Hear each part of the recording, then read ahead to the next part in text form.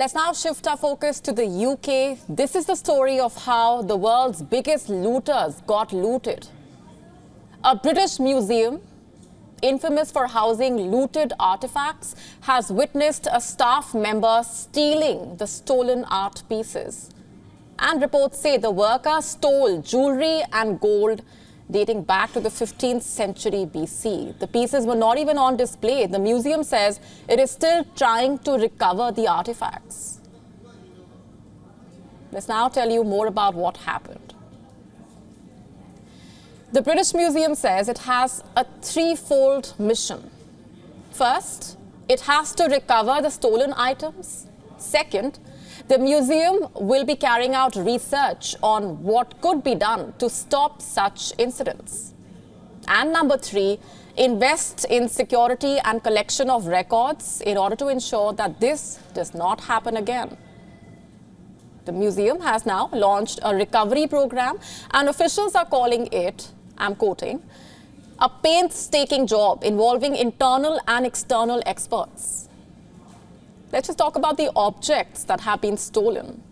Officials have described them as small pieces kept in a storeroom of one of the museum collections. The stolen artifacts include gold jewelry, gems, semi-precious stones, precious glass from between the 15th century BC and 19th century AD.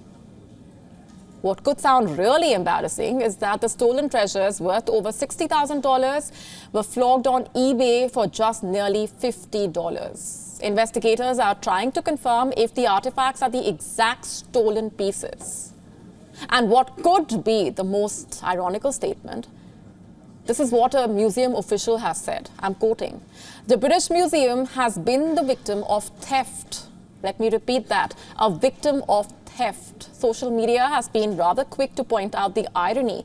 You see, the British Museum is a building filled with items stolen from around the world. The ancient treasures were looted from countries during the British imperial era.